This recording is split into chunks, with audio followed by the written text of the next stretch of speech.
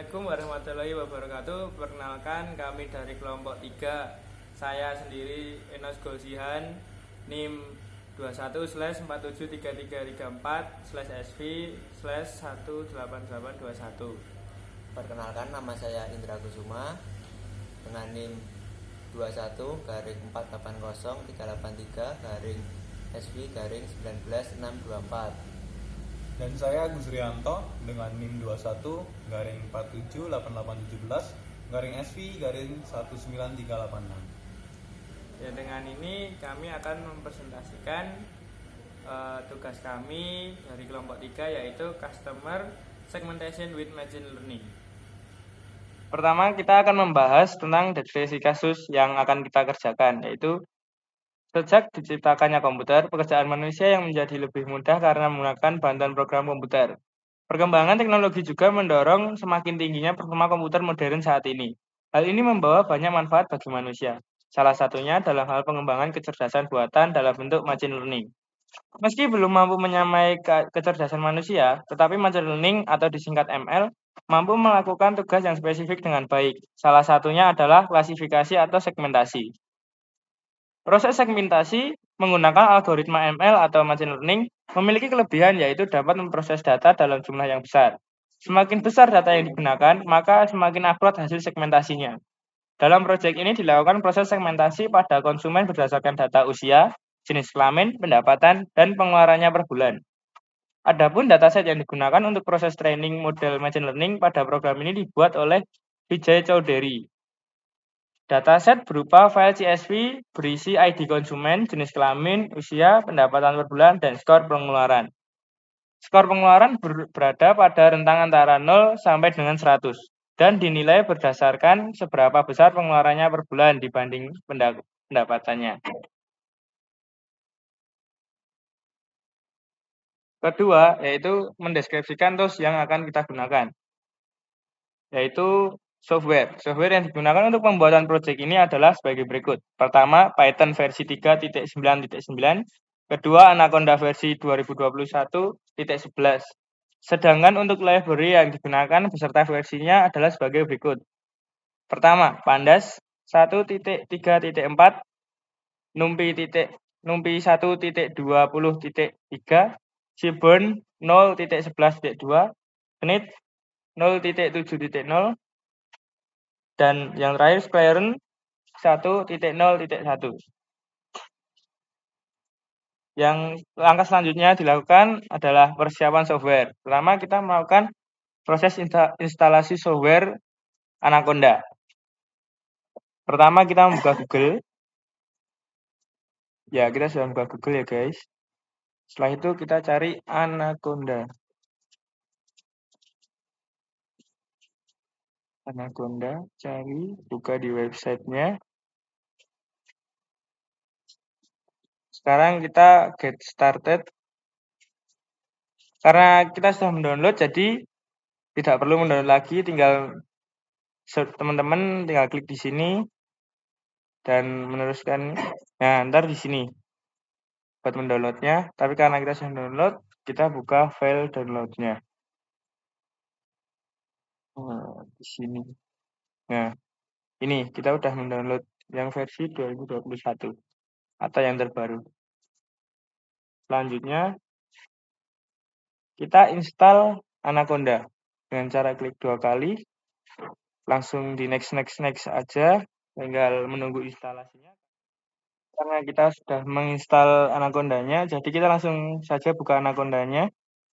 Nah, nanti tampilannya seperti ini kalau sudah menginstal. Selanjutnya kita menginstal itu ya, Jupyter Lab. Ini langsung di launch aja kalau sudah menginstal. Karena saya sudah menginstal, jadi saya langsung launch aja. Loading ya guys, tunggu sebentar.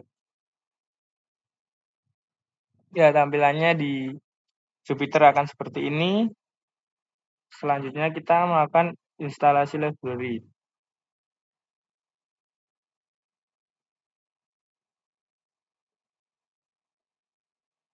Ya. Langsung juga kita akan melakukan instalasi library, yaitu ketik tanda seru PIP spasi install, spasi movie, spasi pandas, spasi Seaborn, spasi knit, spasi skipai. Langsung kita run.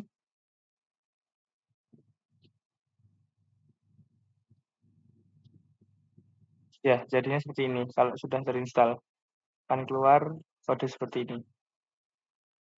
Oke, baik teman-teman, selanjutnya kita akan lanjutkan di kode program. Sebelumnya, kita harus siapkan dulu dataset yang akan kita olah di program kita. Di sini saya sudah siapkan dataset, ada 200 data. Dan juga karena saya sudah buat kode programnya, langsung saja saya tampilkan kode program milik saya. Nah, ini kode program yang telah saya buat. Sebelumnya nanti sebelum di run, itu tampilannya akan seperti ini. Jadi hanya berupa kode program, belum ada grafik dan juga tabel dan lain-lainnya. Setelah di run, nanti akan muncul grafik, tabel, dan lain-lainnya ini. Oke, kita bahas kode programnya. Yang pertama, tadi setelah diinstal library-nya, kita import library yang kita butuhkan di program kita. Kita menggunakan ini semua, kode program untuk mengimport yang kita butuhkan di program kita.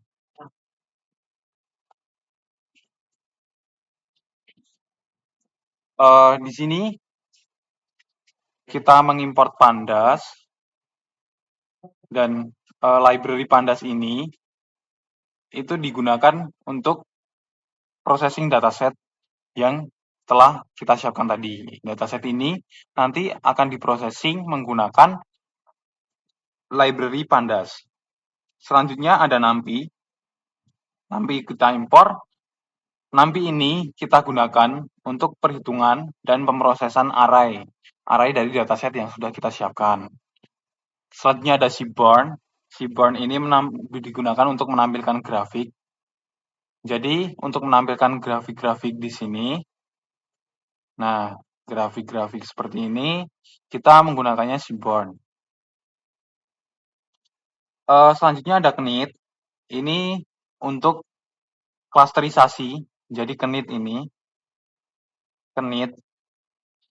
untuk clustering, untuk segmentasi.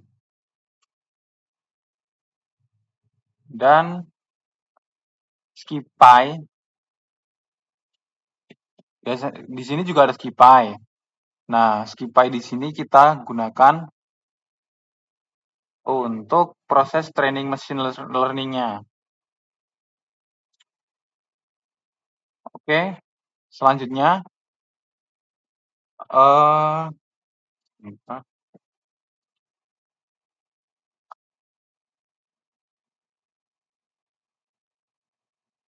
selanjutnya setelah ini tadi program yang pertama,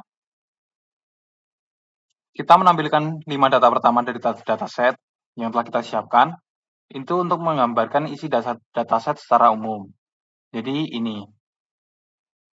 Nah, ini. Kita tampilkan. Lalu, di kolom usia, penghasilan, tahunan, dan skor pengeluaran diproses menggunakan fungsi standar scaler agar skala nilainya menjadi lebih kecil dan lebih mudah diproses. Jadi kan di sebelumnya di usia, pengeluaran tahunan, penghasilan tahunan, dan juga pengeluaran, ini angkanya masih termasuk besar ya. Jadi agar programnya nanti lebih mudah untuk memproses datanya, kita ubah dari data yang ini ke data yang lebih kecil lagi nilainya.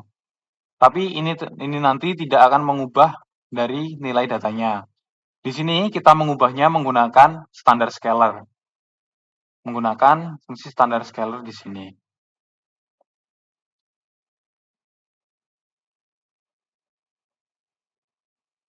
Selanjutnya, untuk kolom jenis kelamin, diubah dari awalnya berupa data kategori menjadi data angka. Jadi di sini sebelumnya kan ini data jenis kelaminnya itu kategori male female. Nah, agar bisa diproses dengan komputer itu harus kita ubah menjadi data angka. Di sini untuk eh, gender laki-laki itu kita wakili dengan angka 0, sedangkan untuk gender perempuan kita wakili dengan angka 1. Dan untuk mengubahnya kita menggunakan kode program seperti ini. Selanjutnya, kemudian dataset yang telah kita siapkan tadi ini kita proses menggunakan metode PCA atau Principal Component Analysis. Jadi ini kode programnya untuk memproses dataset yang telah kita siapkan dengan metode PCA. Setelah kita proses datanya, kita kalkulasi nilai inersianya. Jadi kita kalkulasi nilai inersia dalam proses segmentasi itu dicari adanya pola pembeda dari setiap segmen. Jadi setiap segmen itu harus ada pola pembedanya. Nah, di situ kita melakukan proses kalkulasi nilai inersia. Jadi nanti semakin kecil nilai inersia, maka akan semakin jelas pembeda antara setiap segmen atau bagian tersebut. Dan untuk proses kalkulasi nilai inersia, programnya seperti ini, kode programnya. Nah, dan grafik dari nilai inersianya kita tampilkan seperti ini.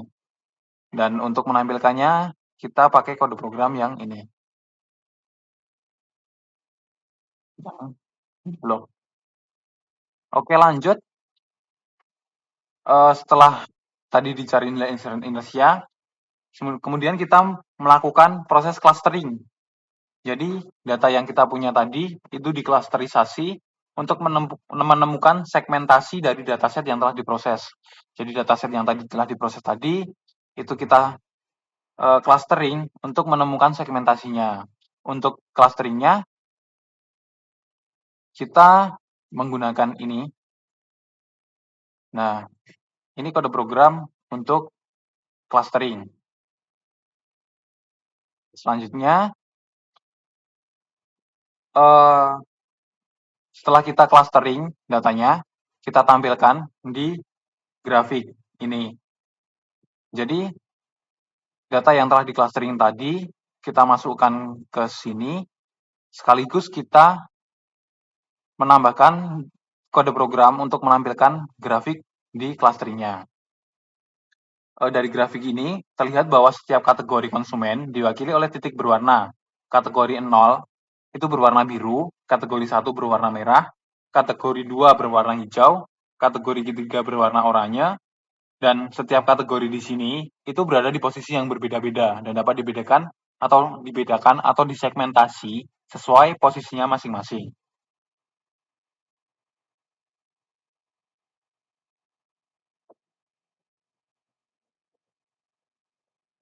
Jadi untuk klasterisasinya, untuk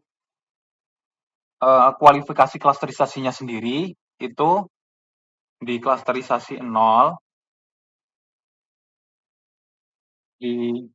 sebentar.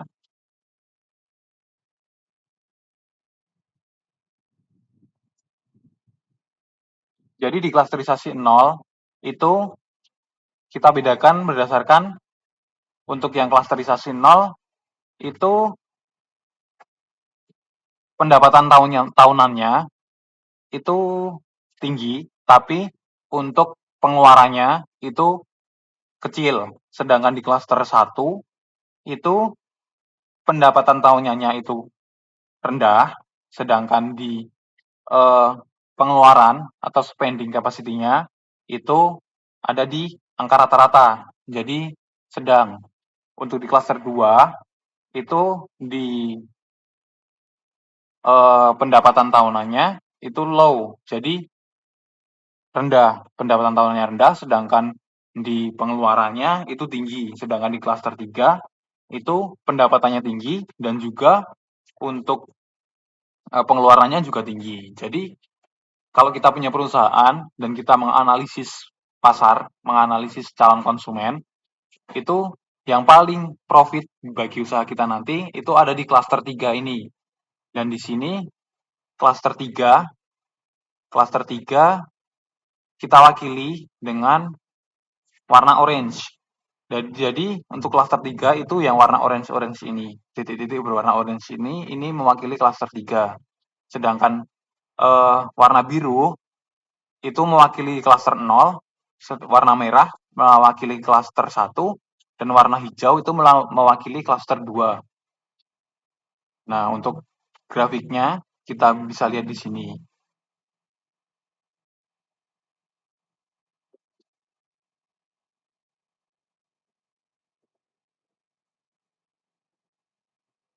Selanjutnya, setiap konsumen yang ada dalam dataset nanti dimasukkan sesuai segmentasinya seperti pada tabel. Jadi untuk memasukkannya, kita menggunakan kode programnya seperti ini, dan nanti akan keluar seperti ini, dan tabelnya seperti ini. Jadi ini tabel setelah kita memasukkan dataset yang telah kita siapkan ke dalam program kita, dan nanti akan dibedakan menurut gender, age, annual income, spending score, dan juga cluster. Jadi untuk laki-laki usia 19, annual income 15, terus spending score-nya 39, itu nanti masuknya cluster 2. Ini kita masukkan ke program dengan kode tadi. Selanjutnya, kita tampilkan usia, penghasilan, dan skor pengeluaran rata-rata dari setiap kategori. Jadi ini, untuk menampilkannya, kita menggunakan kode programnya seperti ini, dan akan tertampil di tabel seperti ini. Oke, lanjut. Dari tabel ini, kita buat grafiknya menggunakan kode program ini. Di sini akan ditampilkan grafik seperti ini. Jadi ini cluster dan juga usia, cluster spending score, dan juga cluster dan annual income. Itu kita tampilkan dalam grafik seperti ini. Nah, setelah itu kita tampilkan juga jumlah konsumen laki-laki dan perempuan untuk setiap kategorinya. Jadi ada cluster 0, jadi untuk cluster 0 itu ada perempuan, female, itu ada 34, dan male, laki-lakinya ada 25, sedangkan di cluster 1, female atau perempuannya ada 40, dan male atau laki-lakinya itu ada 29. Sedangkan di cluster 2, female ada 23, male-nya ada 14, di cluster 3, itu female ada 15, dan male ada 20. Baik, selanjutnya kita tahap pembahasan. Setiap kategori yang memiliki konsumen dengan usia rata-rata penghasilan per tahun dan pengeluaran yang berbeda, seperti pada tabel bagian sebelumnya. Kategori 0 terdiri atas konsumen yang berusia sekitar 25 tahun, dengan penghasilan rata-rata per tahunnya hanya $32.000, dan skor pengeluaran mencapai 6,7.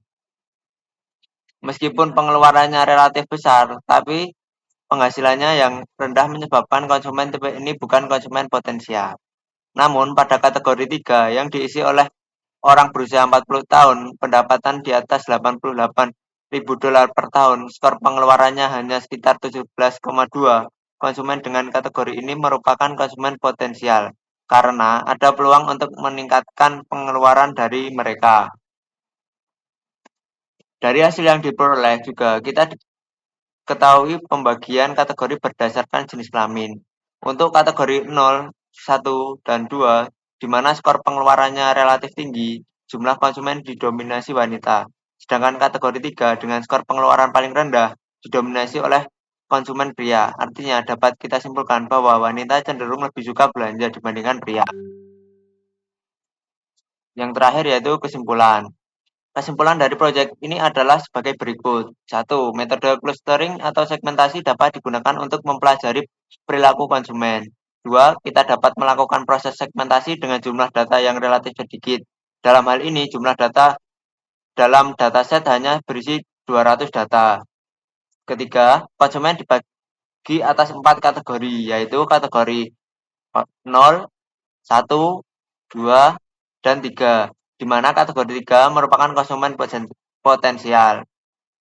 Yang keempat, kategori 0, 1, dan 2 yang memiliki skor pengeluaran yang relatif lebih tinggi didominasi oleh wanita, sedangkan kategori 3 dengan skor pengeluaran terendah didominasi oleh pria. Kelima, wanita relatif lebih suka belanja dibandingkan pria. Ya, itulah semua, sekian dari kelompok kami, kurang dan lebihnya mohon maaf. Wassalamualaikum warahmatullahi wabarakatuh. See you, sampai jumpa. Kamsahamnida.